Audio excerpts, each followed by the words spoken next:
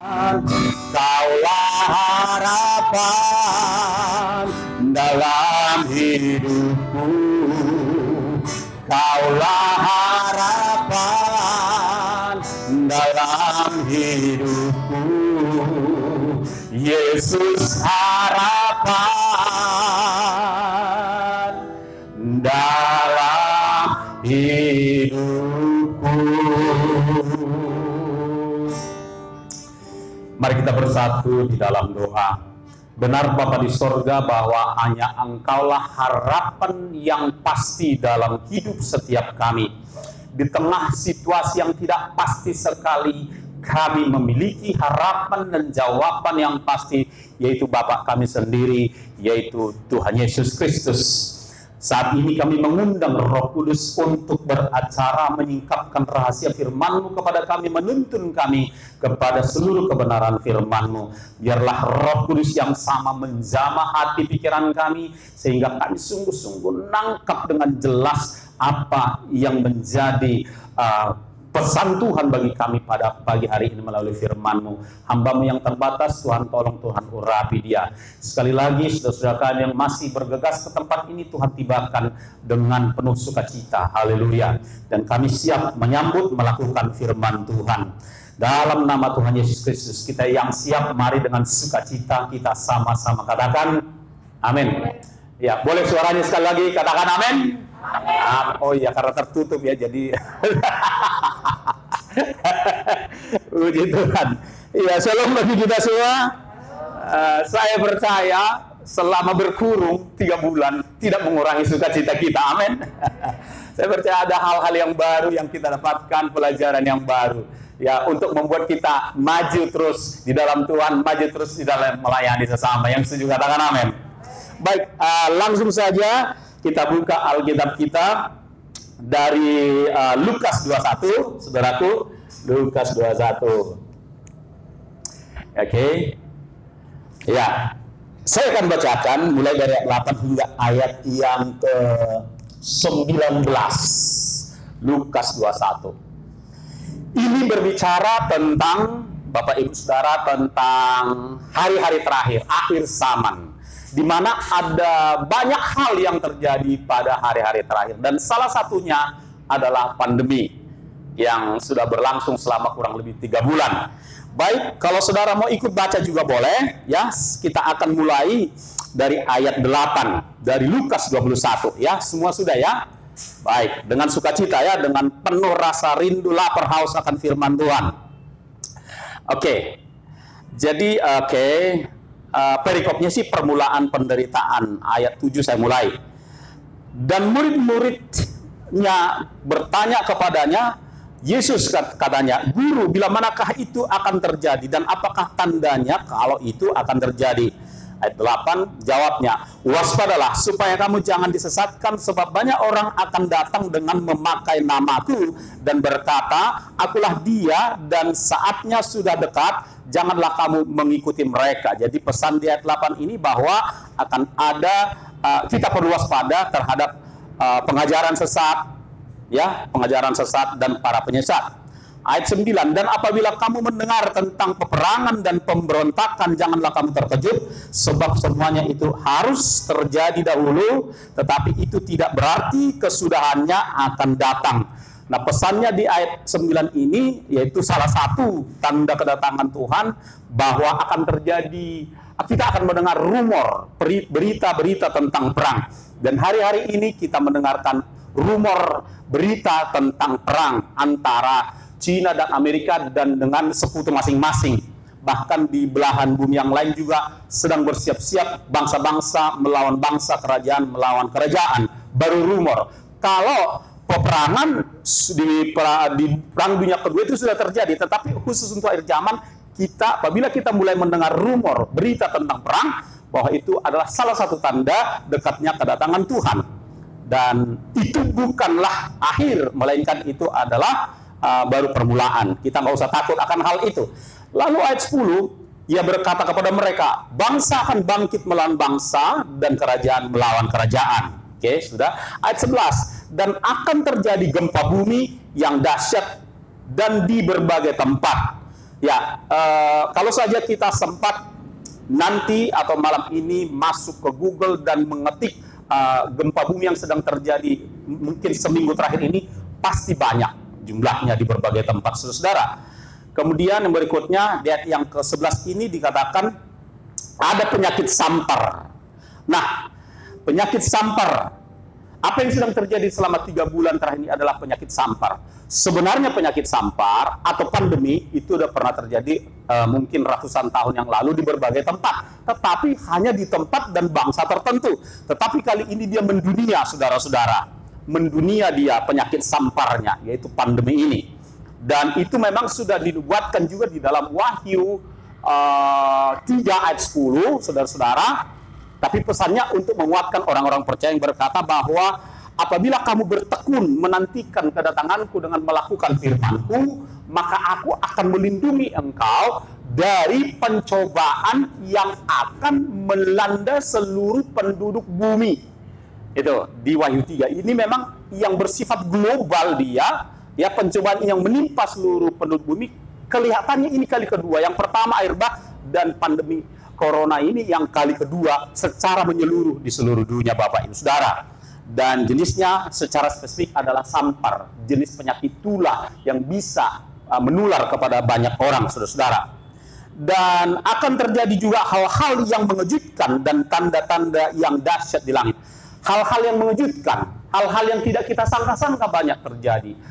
Anomali-anomali alam banyak terjadi, saudara-saudara. Pokoknya hal-hal yang tadinya nggak masuk akal, yang nggak pernah terbayang sebelumnya, itu terjadi. Dan dikatakan yang mengejutkan dan tanda-tanda dahsyat dari langit. Mengenai tanda-tanda dahsyat dari langit ini sudah juga diteguhkan di dalam Ibrani 12 ayat 26, 27, 28, katanya bahwa sekali lagi aku berjanji bahwa aku menggoncangkan bukan hanya bumi, bukan hanya gempa bumi, bukan hanya bencana alam, bukan hanya tsunami dan lain sebagainya, tetapi langit juga. Jadi langit pun akan digoncangkan. Tapi kegoncangan langit hari-hari ini belum begitu besar, ya, yang kita lihat. Tapi itu kelak akan terjadi, saudara-saudara. Lalu ayat 12, tetapi sebelum semuanya itu, kamu akan ditangkap dan dianiaya. Murid-murid Tuhan ini memang sudah dan sedang berlangsung ditangkap, dianiaya. Kamu akan diserahkan ke rumah-rumah ibadat dan penjara-penjara. Ini sudah dan sedang terjadi dan akan terus terjadi. Dan kamu akan dihadapkan kepada raja-raja dan penguasa-penguasa oleh karena nama Tuhan Yesus. Ayat yang ke-13. Hal itu akan menjadi kesempatan bagi kita untuk bersaksi, ya.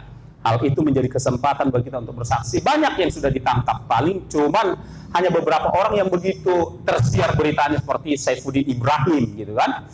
Dia ditangkap karena menyaksikan nama Yesus, tetapi kesempatan buat dia membaptis orang malah di penjara. Banyak orang selamat karena dia masuk penjara, saudara-saudara. Di tempat lain banyak seperti itu, di negara lain juga banyak seperti itu. Ayat 14, sebab itu tetapkanlah di dalam hatimu supaya kamu jangan memikirkan lebih dahulu pembelaanmu. Oke. Nah, ayat 15, sebab aku sendiri akan memberikan kepadamu kata-kata hikmat sehingga kamu tidak dapat ditentang atau dibantah lawan-lawanmu. Ayat 16, dan kamu akan diserahkan juga oleh orang tuamu. Ini mungkin sudah ada yang mengalami, tapi ya mungkin karena dia terima Yesus, akhirnya orang tuanya nggak setuju dia terima Yesus, ikut Yesus, dia diserahkan orang tuanya. Itu sudah terjadi dan akan terus terjadi. Akan diserahkan oleh saudara-saudaramu, kaum keluargamu, dan sahabat-sahabatmu, dan beberapa orang di antara kamu akan dibunuh. Itu sudah dialami di berbagai tempat dan bangsa. Ayat 17, dan kamu akan dibenci semua orang karena namaku. Untuk ayat yang ke-17 ini, saudara jangan berkecil hati, jangan bingung, jangan heran. Andai kata ada yang membenci saudara gara-gara pengikut setia Yesus Kristus. Kalau Anda dibenci, berarti firman Tuhan digenapi dalam hidup saudara. Ya, kalau saudara dibenci, saya siap, nggak masalah. Demi nyawa mereka, mudah-mudahan mereka lewat berita yang saya sampaikan, lewat kabar baik, lewat kebenaran mutlak yang saya sampaikan bahwa Yesuslah Tuhan, satu-satunya jalan kehidupan. Mereka membenci saya tidak apa-apa. Tetapi harapan dan doa saya, orang-orang yang mendengar pemberitaan saya itu bertobat, selamat. Itu tujuannya. Jadi oleh sebab itu, bagi saya nggak ada masalah dibenci oleh teman dekat sekalipun. Nggak masalah, saudara-saudara. Nggak ada masalah bagi saya, itu adalah penggenapan firman, saudara. Jadi saudara juga harus punya mindset yang sedemikian. Jangan takut dibenci. Jangan gara-gara menjaga hubungan dengan orang, dengan manusia, hubungan kita dengan Tuhan jadi retak. Nah, itu dia, simple ya. Jangan demi menjaga hubungan dengan manusia, hubungan kita dengan Tuhan retak, bahkan putus. Nggak mau saya. Dan gitu ya saudara. Jadi nggak usah takut dibenci. Yang penting kitanya tidak cari gara-gara. Nah, kalau hanya gara-gara menyampaikan firman Tuhan, menyatakan bahwa Yesuslah Tuhan, tidak ada jalan lain, dan mereka benci, it's okay, saudara-saudara. Yang setuju katakan amin. Oke, ayat 18. Tetapi tidak sehelai pun dari rambut kepalamu akan hilang. Ini jaminan. Kalau Tuhan ngomong itu pasti, nggak basa-basi, nggak mudah-mudahan, pasti. Sehelai dari rambut saudara dan saya pun tidak akan hilang. Tuhan akan melindungi dengan sempurna. Yang setuju katakan amin. Ayat 19 kita baca sama-sama, saudaraku. 1, 2, 3. Kalau kamu tetap bertahan, kamu akan memperoleh hidupmu. Amin. Nah, itu firman Tuhan yang kita renungkan pada pagi hari ini. Kembali kepada COVID-19.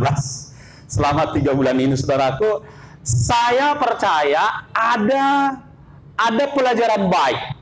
Ya, di samping ada yang memang sangat tragis, tetapi ada sejumlah perkara-perkara yang baik yang saudara dan saya, yang semua manusia di muka bumi ini memperolehnya. Saya mencatat antara lain adalah yaitu manusia dilatih hidup bersih. Itu kan hal-hal yang nyata ya.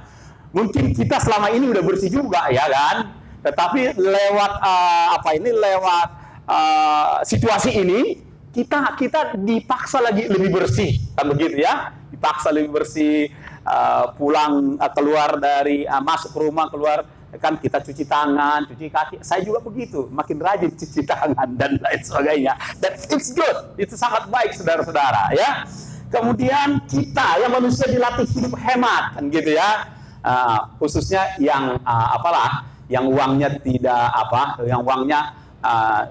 berlimpah ruah. Kalau orang yang uangnya tidak berseri sih nggak perlu hemat ya. Tetapi bagi sebagian besar orang yang uangnya terbatas, hanya sebatas 1M, 2M, itu pasti hemat. Apalagi di bawah itu, kan gitu saudara-saudara. Yang gajinya cuma 5 juta sebulan, itu pasti hemat lah, kan gitu ya. Apalagi di bawah itu, kan gitu saudara-saudara.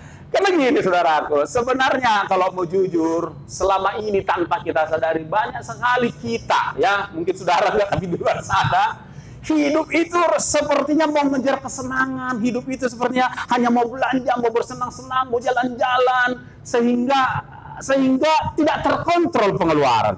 Saya melihat itu, kami memperhatikan itu setiap Jumat, Sabtu, Minggu di daerah Jamin Ginting arah ke Pancur sana, luar biasa hebohnya orang untuk happy saudara-saudara. Aduh, dalam hati saya, kok ya di rumah kayak saya sekali ini heboh luar biasa saudara-saudara.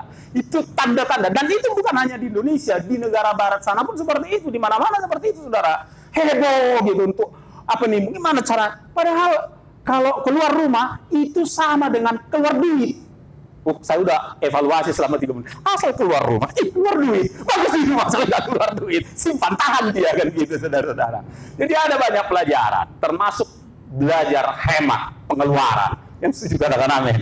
Nah, hal lain yang baik yang kita belajar itu belajar berbagi kasih. Selama ini mungkin kita sudah berbagi kasih, tapi lewat situasi ini hati kita tersentuh, pikiran kita terbuka. Oh iya ya, aku masih cukup, bahkan lebih dari cukup stok persediaan kami di rumah, di ATM pun masih ada lah sikit-sikit gitu kan. Tapi ada orang yang nggak punya sama sekali, hati kita tergerak, lalu kita juga berbagi. Kita lihat teman, tetangga atau saudara, oh ada di antara saudara kita yang merasa kita tahu lah gitu ya. Ya udah kita berbagi. Jadi banyak orang memang hari-hari ini dilatih untuk berbagi kasih. Kemudian perkara yang baik yang kita dapatkan itu taat aturan. Orang belajar taat aturan. Kalau melanggar aturan risikonya mati. Kan begitu saudara-saudara. Kemudian pelajaran yang lain yaitu manusia dilatih untuk hidup sehat sudah tadi ya. Manusia dilatih untuk hidup kreatif. Kan gitu saudara-saudara. Apalagi kaum ibu dahsyat luar biasa. Selama pandemi ini banyak ibu kreatif dia. jualan online dia. Selama ini mungkin ya masih merasa cukup lah gitu kan, tapi kali ini kayaknya harus kreatif supaya tabungan ini jangan cepat kali nipis gitu kan. Jadi banyak ibu-ibu, terutama ibu-ibu nih yang kreatif sekali dia cari duit. Nah, itu luar biasa. Jadi ada banyak perkara yang baik, saudara-saudara. Kemudian manusia juga dilatih untuk rendah hati. Selama ini banyak orang merasa aku hebat, aku bisa dan lain sebagainya. Ternyata siapapun dia tidak ada yang kebal, ya. Terutama soal virus ini tidak ada yang kebal. Siapa yang sembrono kena, kan begitu sudah. Jadi memang semua manusia dilatih untuk rendah hati, saudara-saudara. Yang berikutnya saya mencatat kita manusia dilatih untuk cari Tuhan. Nah, ini banyak terjadi di Indonesia, di negara-negara lain. Banyak yang akhirnya sungguh-sungguh cari Tuhan, saudara-saudara. Terjadi kebangunan rohani di mana-mana. Seperti di Brazil, negara-negara Amerika Selatan juga terjadi, saudara-saudara. Satu orang menghidupkan lagu dari satu rumah, semua di apartemen seluruh kota itu nyanyi bersama-sama, memuji Tuhan bersama-sama. Saudara-saudara, ini dikasih oleh Tuhan. Dan banyak orang bertobat, diselamatkan, ikut Yesus Kristus. Kemudian hal yang baik yang kita dapatkan, ada orang tua yang kemudian menyadari betapa rupanya beratnya tanggung jawab seorang guru. Karena ketika mereka mengajar anaknya sendiri di rumah, mereka kewalahan, mereka belajar, dan mereka menghargai guru-guru. Kemudian hal yang lain yang kita dapatkan, yaitu merenungkan kembali tujuan hidup. Selama pandemi ini banyak orang kembali merenungkan tujuan hidupnya. Sukses untuk apa? Setelah sukses untuk apa? Kumpulin duit untuk apa? Banyak orang akhirnya melakukan perenungan dalam kehidupannya, saudara yang dikasihi oleh Tuhan. Nah, kita tidak menutup mata bahwa ada hal-hal yang sangat menyedihkan, tragis akibat daripada pandemi ini, yaitu banyaknya orang korban meninggal dunia. Sedih kalau kita ceritakan ada orang yang tidak bisa melihat suaminya meninggal, menyaksikannya hanya dari jarak jauh. Ini sangat, udah meninggal mendadak, nggak bisa pula melihat dari jarak dekat dan lain sebagainya, saudara. Ada banyak anggota keluarga, sanak saudara, andalan dalam keluarga meninggal seperti itu, mendadak meninggal. Sangat menyedihkan, saudara yang dikasih oleh Tuhan. Kemudian banyak banyak yang kehilangan pekerjaan, banyak yang usahanya tutup. Memang banyak hal-hal yang sulit, hal-hal yang sangat menyedihkan, saudara-saudara. Banyak perusahaan yang tutup, banyak yang dipecat, saudara-saudara. Dan terlebih terjadinya sekarang ini krisis ekonomi dunia, saudara-saudara. Memang krisis, saham-saham drop harganya dan lain sebagainya. Tak terurai di sini satu persatu, tapi secara mendunia, ekonomi global dunia akan mengalami kejatuhan yang parah, luar biasa, saudara-saudara. Kemudian saudaraku, banyak yang ada banyak selama masa pandemi ini, ada banyak penyakit juga. Kalau enggak jaga stamina dan kesehatan, ada yang kolesterolnya naik, gulanya naik, saudara-saudara. Banyak itu, asam urat naik, saudara-saudara. Banyak hal yang buruk juga, ya. Kemudian hal-hal yang lain banyak.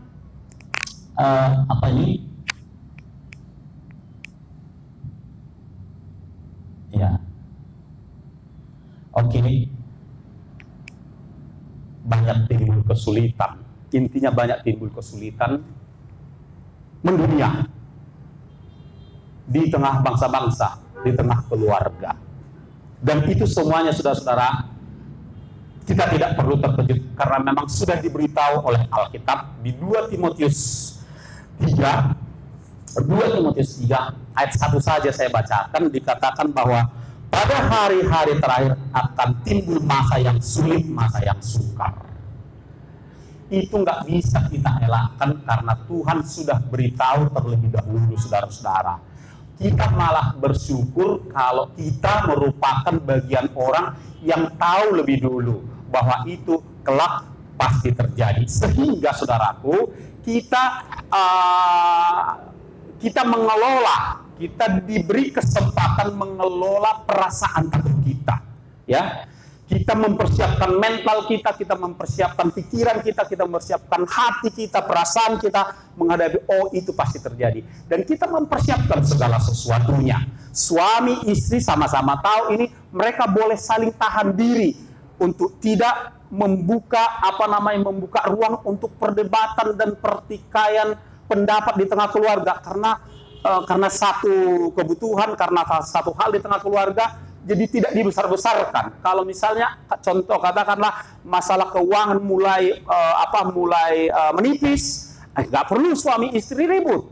Karena kalau ribut akan ada persoalan yang sia-sia, saudara-saudara. Jadi ketika semua anggota keluarga sama-sama memahami firman Tuhan, maka keluarga sama-sama menahan diri, bahkan saling menopang, saling mendoakan, dan saling memaklumi. Itulah gunanya kita mengerti Alkitab, saudara-saudara.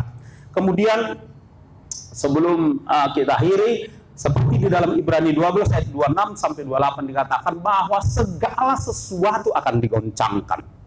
Segala sesuatu, dan kita sedang lihat saat ini semua sedang digoncangkan, saudara-saudara. Apakah yang ada di bumi digoncangkan, apakah yang ada di langit digoncangkan, keuangan digoncangkan, teknologi digoncangkan, ilmu pengetahuan digoncangkan, apalagi politik digoncangkan, iman juga digoncangkan, saudara. Jadi segala sesuatu digoncangkan.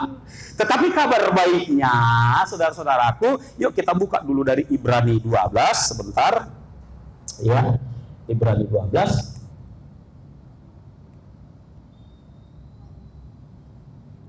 Ayat 27 ya. Ya, saya bacakan buat saudara, saudara tinggal menyimak saja baik-baik. Demikian dikatakan. Saya langsung ayat 27 aja ya. Ayat 27. Ungkapan satu kali lagi menunjuk kepada perubahan pada apa yang dapat digoncangkan. Pada apa yang dapat digoncangkan. Ya. Karena ia dijadikan, jadi segala sesuatu yang dapat digoncangkan itu dijadikan supaya tinggal tetap apa yang tidak tergoncangkan. Jadi memang segala sesuatu digoncangkan supaya terpisahlah apa yang tidak dapat digoncangkan. Apa dan siapa yang tidak dapat digoncangkan itu adalah, dikatakan begini, ayat 28, jadi karena kita menerima kerajaan yang tidak tergoncangkan. Nah, jadi yang tidak tergoncangkan itu, saudara-saudara, adalah kerajaan Kristus. Kerajaan Kristus itu yaitu pengikutnya, muridnya, gerejanya. Itulah kerajaan tersebut yang kelak nanti akan tampak nyata di kerajaan 1000 tahun dan di dalam kekekalan. Sekarang ini masih ada di mana-mana dia. Ada di berbagai negara dia, tapi kerajaan itu sungguh eksis, dia berupa orang dia, saudara-saudara. Itu saudara dan saya lah kerajaan yang tidak tergoncangkan itu, yang mengatakan amin.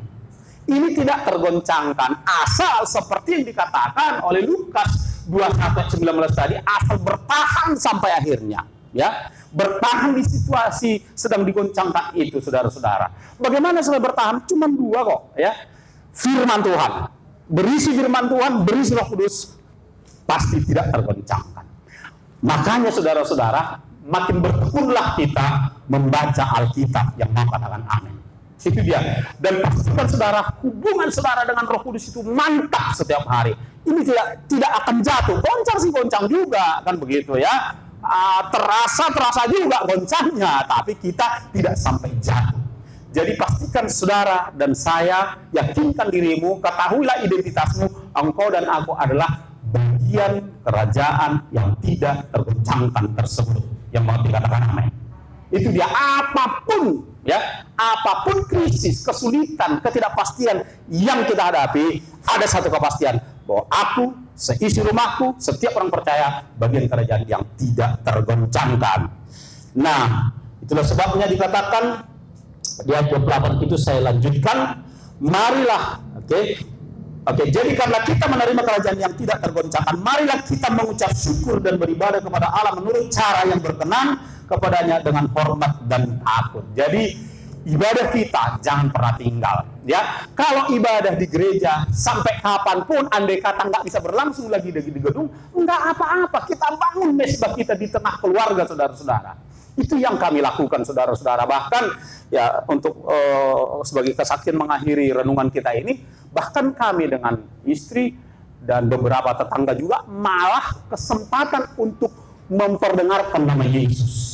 Selama ini kami ya biasa-biasa saja, nggak mau menonjolkan diri, sudahlah, yang penting baik gitu ya. Tapi kali ini tidak, kesempatan memperdengarkan nama Yesus. Nama Yesus, menara yang kuat, gitu-gitu, saudara-saudara. Makin berkobar-kobar, makin terbakar roh kami menyaksikan nama Yesus. Karena di sekitar kami banyak juga orang belum percaya kepada nama Yesus, saudara-saudara. Dan itu kekuatan. Itu kekuatan kita, saudara-saudara. Ketika kita memperdengarkan nama Yesus, itu kekuatan datang. Ketika kita membangun ibadah di rumah. Kalau suami, mungkin, mana tahu ada suami yang masih agak berat-berat gitu kan, nggak apa-apa. Ibu-ibu maju terus. Tetangga kami ada seperti itu. Ibu-ibu yang menjadi imam sementara ini, nggak apa-apa, saudara-saudara. Itu naikkan pujian pagi-pagi, menyembah Tuhan, memuji Tuhan, baca Alkitab, berdoa, dipastikan saudara akan tetap kuat. Yang setuju katakan amin. Jadi renungan kita simpel kok. Inti daripada renungan kita, tetaplah bertekun membaca Alkitab, tetaplah bertekun berdoa, tetap bertekun memuji Tuhan. Maka saudara dan saya akan tetap kuat. Dan upahnya, saudara-saudara, upahnya berkat saudara akan berlimpah entah dari mana-mana. Serius. Tuhan itu mengontrol segala sesuatu, mengendalikan segala sesuatu. Dia bisa perintahkan, berkati dulu anakku, si anu, disebut nama, ya sebutlah nama-nama saudara yang ada di ruangan ini. Dia bisa buka jalan yang tidak kita duga-duga.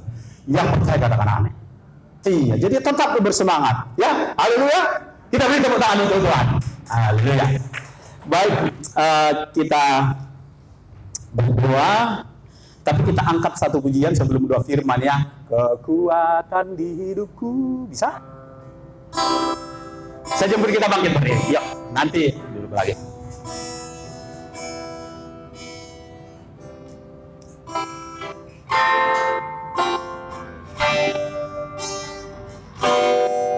Kekuatan di hidupku, ku dapat dalam Yesus. Dia tak pernah tinggalkanku, setia menolongku, berseru berharap pada Yesus. Katakan dia ajaib. Ajaib kau Tuhan, penuh kuasa, sanggup pulihkan keadaanku, dalam tanganmu seluruh hidupku tak akan goyah selamanya. Ajaib, ajaib kau Tuhan, penuh kuasa, sanggup, amin, pulihkan keadaanku, dalam tanganmu, seluruh hidup kami tak akan goyah selama, tak akan goncang selamanya, tak akan goyah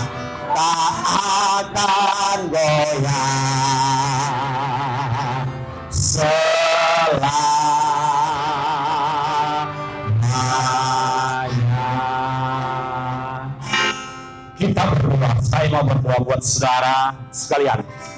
Bapa di sorga, berkatilah setiap hamba-hambamu yang ada di ruangan ini dengan kekuatan baru. Biarlah Roh Kudus terus bekerja, mengobarkan kekuatan baru, semangat baru, pengharapan baru di dalam diri setiap hamba-hambamu ini. Dan biarlah juga kuasa firman Tuhan itu bekerja dengan dahsyat dan luar biasa, melampaui segala akal budi kami, melampaui segala realita yang ada di tengah-tengah dunia di sekeliling kami, Tuhan. Berkati hamba-hambamu ini, suami-suami, anak-anak, sanak keluarga, seisi rumah hambamu. Tuhan Yesus memberkati, melindungi, dan memelihara dengan sempurna dan berlimpah. Demi nama Tuhan Yesus, kami keluar dari tempat ini siap menjadi pelaku firman Tuhan dan siap menjadi saksi yang hidup di tengah-tengah situasi apapun. Demi nama Tuhan Yesus, kita yang siap jadi saksi, kita sama katakan amin. Tuhan Yesus berkati. Silakan duduk Bapak Saudara, silakan duduk.